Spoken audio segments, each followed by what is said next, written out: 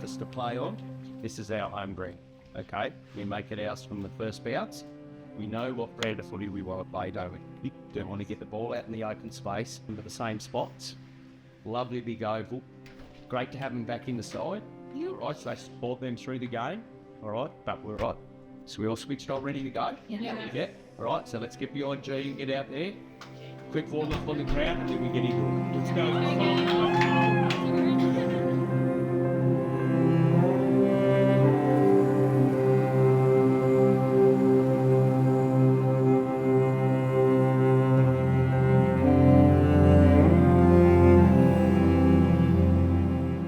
When I was 13 years old, my uncle coached Uni Mowbray Footy Club, and I ran water for both reserves and seniors in 2011. And he knew Michael Quill, who was the coach of Launceston at the time, and got in touch with Michael in the off season of 2011, and yeah, played footy ever since. Back in 2007, women's football there wasn't a women's football competition in the state. So basically a group of girls in Launceston got together and decided that they wanted to play football. They had partners or fathers or whatever that had played, and they wanted to be involved. So they met with the Launceston Football Club and decided that, they were going to try and start off a team in Launceston. There was a team in Hobart at the same time started up, which was Clarence. And it's grown from there. So you had to be 16 to play senior women's football back then. So yeah, I really pushed to play, and Mum and Dad signed a waiver. So if I got injured, I just wasn't covered by insurance. Well, I can tell you the first time the girls played together. So we didn't have a club yet. The girls in Hobart didn't have a club yet, but we jumped on a bus, travelled to Hobart, and it was the Carlton affiliate team, so probably the Northern Bull Ants maybe back then, were playing the Tassie Devils at Blunston. So we'd driven 2.5 hours on a small bus to play a 15-minute game at half time. This was the first time the girls had ever played together. And the smiles on their faces, they just loved it. And from there, for a 15-minute game, they decided that, this is what we want to do. And from that moment, from that day, Launceston Football Club and Clarence Football Club grew, and that's where it all kind of started. Please on 3! 1, 2, 3, please! This was brand new, so a lot of girls that hadn't played before, didn't know positions, didn't know anything about the game really, but just knew they had a passion for playing. First year we started off with 3 games, so between Launceston and Clarence. Following year it moved to 6, and then it moved to a competition, so other clubs around the state started. And that culminated in 2010 with the first state league, I suppose you'd call it back then. When the women's team started to play football down here, we called them the Bluebirds. But they are definitely not the athletic type of young women you see playing football these days. They've done a marvellous job, the coaches of the ladies' side, girls' side, women's side. I've got to be careful which one I say.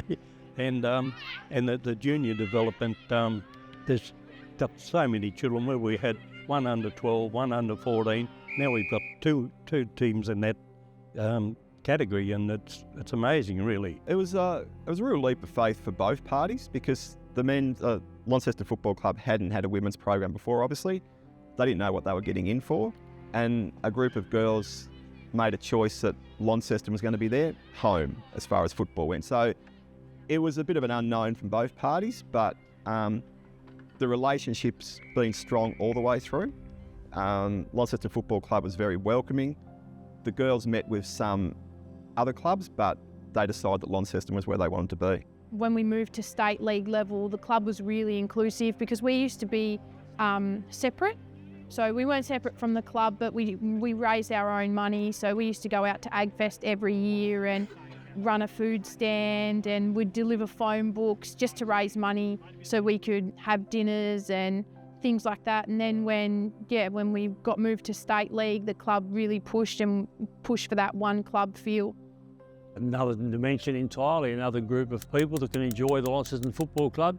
You're right, we started here but with no background of junior playing at all, so we had to just find players that were athletes, capable of enjoying football, and it grew from there with some great coaching and some great talent that happened to be around.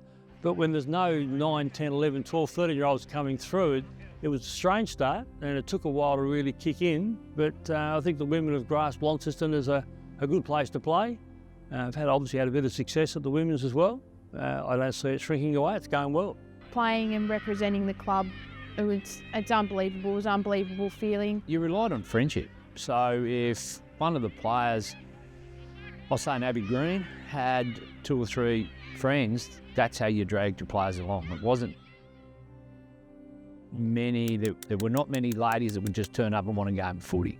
So you relied on building your list through friendship, I guess. So it was hard to attract, but once you had because you had no reserves footy for ladies then, you couldn't recruit 30 because what would the 10 do that missed out? Because you only played 16 on the field. So it was a real shuffling program and as we became successful, we had more players come that wanted to play with us, which made the task of selecting teams even harder. But yeah, it just involved, I reckon, it became very popular real quick, and clubs had to warm to it. I didn't have junior football. Obviously growing up, I didn't have junior football, so I didn't get to experience playing junior football and just helping the girls with the skills and just the knowledge of the game and getting it into them young, so when they come to senior football they were ready, because I probably wasn't ready for senior football, and they didn't. Back then we didn't have the resources to take time out to teach you how to kick or handball or where to run. I find coaching women that you can have more of an impact. They soak up more of what you're telling them. So that's the part of women's football I like.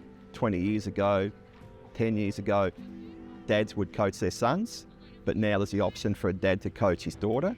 And from someone that's done that, it is special to coach your daughter in football when they love the game. So yeah, really proud of how far it's come and the amount of teams, amount of clubs that are that's grown to now. It's a large number across the state. The girls really keep me going. Like there's been times where, like 2019 is probably a prime example. Like we went through undefeated all year, lost the grand final, and rocking up to pre-season just wasn't a great feel. But then you just get new girls that come to the club, and the junior girls as well. Some of the girls that I've coached in juniors, they're going to be playing senior football with me now. The girls really keep me here. What did the ladies do? They brought a fair bit of energy and spark to a footy club. They were the first to pay their subs. They were always at players' tees. They were first at functions. And the boys didn't warm to them initially at all. It was a real challenge. And neither did members and supporters. It took a good 12 months to make them feel welcome. But then it did happen.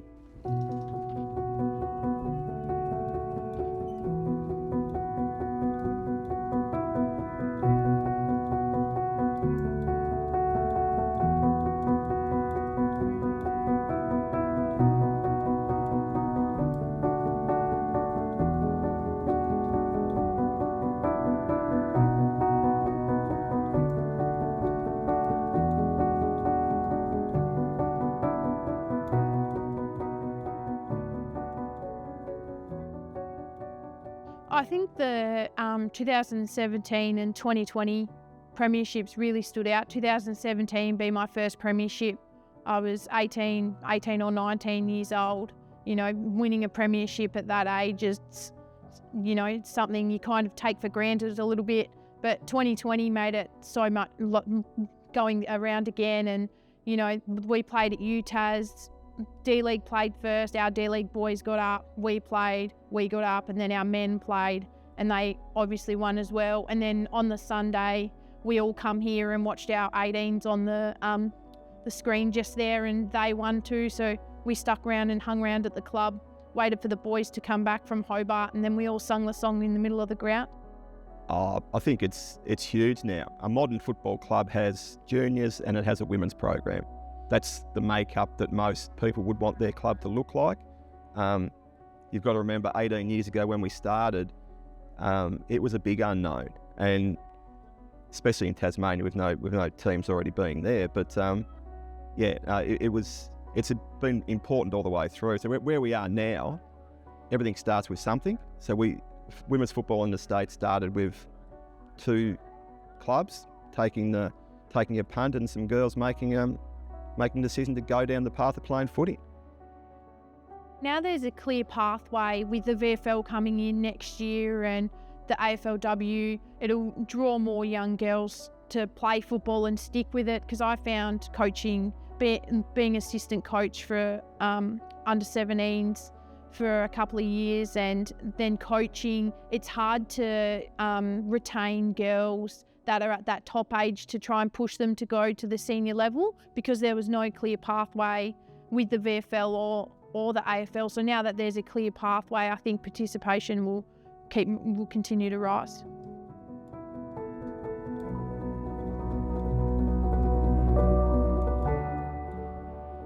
There were 2 key people, Amanda and Brett Sweeney. They really pushed the club to have a women's team. I know another club were asked to have a women's team in the north, but they just blatantly rejected. And back then it was women shouldn't be playing football.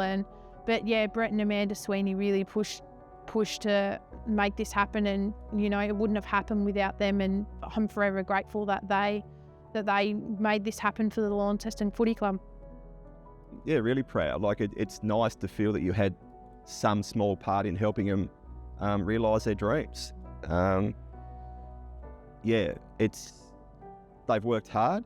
It was hard coming from Tasmania, obviously a smaller state, so they've all deserved their spot, and hopefully we get more drafted in the coming years and when the Tasmania Football Club comes in. Something that the junior girls that are coming through the ranks now, they've got something excited to.